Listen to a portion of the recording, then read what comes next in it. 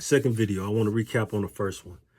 I talk about how the system uses your record to basically sentence you on whatever charge you're currently on. I want to say, depending on the crime and the severity of the crime, I could totally understand using a person's record to up them on the grid, to send them on their way. I totally understand that.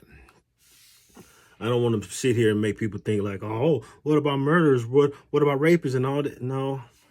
Depending on your crime, they should be able to use it and send you on your way. Here's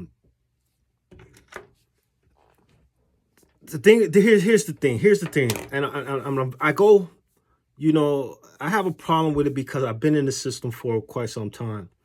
As a child, a teenager, I was in the system. And so I always been in the system for quite some time. I've been into county jails where there's no way you can tell me that the system itself doesn't know what's happening inside their jail.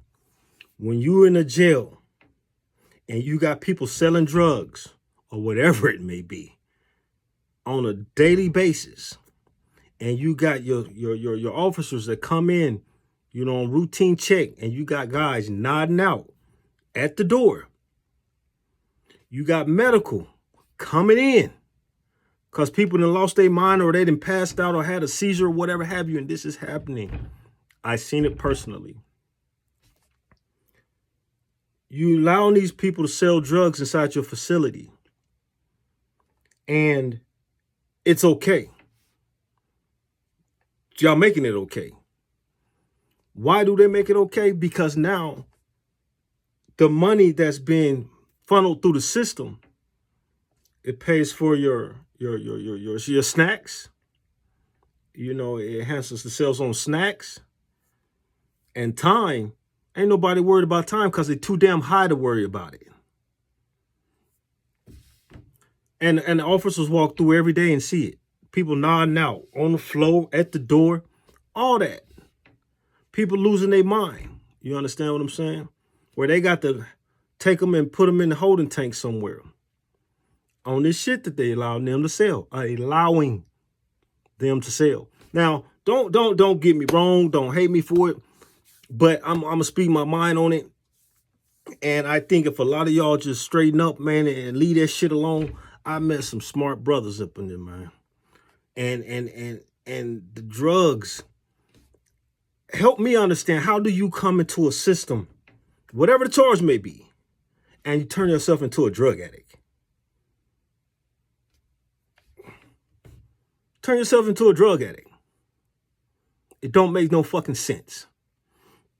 And then to allow the system or the correctional officers, who are there just for their check, I get it, but then you got some that really has a problem with it. I get that too.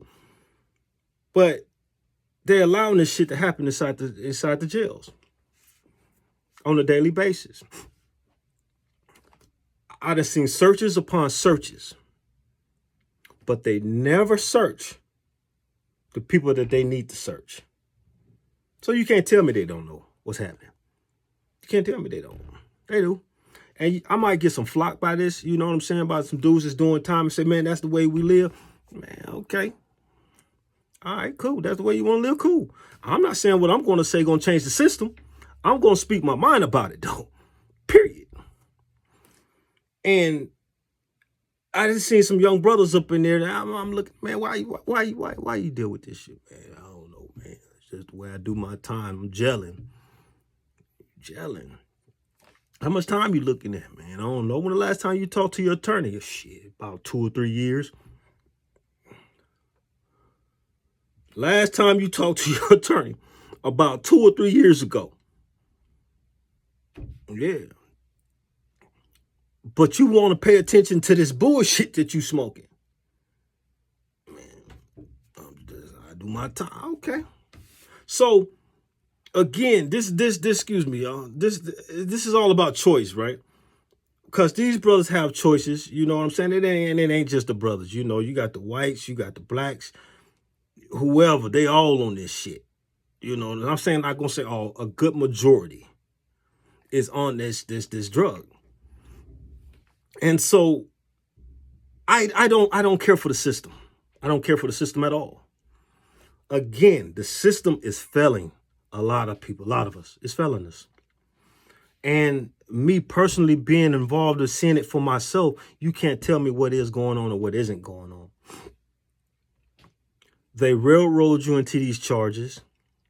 You understand what I'm saying? They make a person sit there, you know, for a year on end, and they keep putting their time, pushing their court back, so they can keep getting revenue for this individual. You see what I'm saying? Again, it's not about law. You know what I'm saying? Because if it was about law, then the county jail is breaking it. Go arrest everybody up who's running that facility. The prisons. You understand what I'm saying? They dealing with the same thing. So you don't talk to me about law unless you really want to enforce the law. And when you want to enforce the law, then make sure you start at the top. Make sure you start at the top.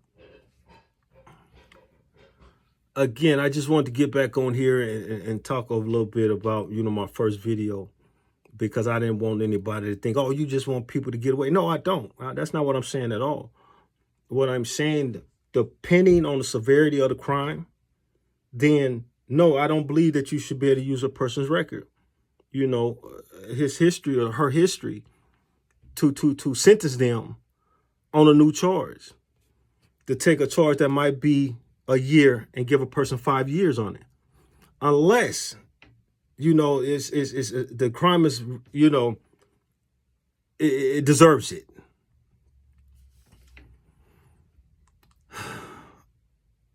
Again, you know, it comes a point in time where things has to change. You know what I mean?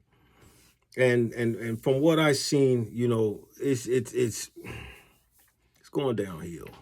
It's going downhill. You know what I mean? And you got these brothers, and I'm gonna tell you something. It's not also about just the drugs. It's also about the food that they feed these people. You know, these inmates. It's not just about the drugs. So I'm not gonna sit here and act like it is.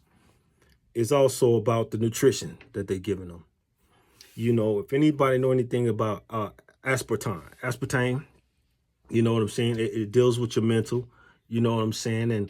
And on top of the stuff that they're drinking and eating, as far as the sweets, as far as the juices, this is part of the ingredients. And so it's going to change a person's dynamics and how they act, whether it's being in the facility or outside the facility.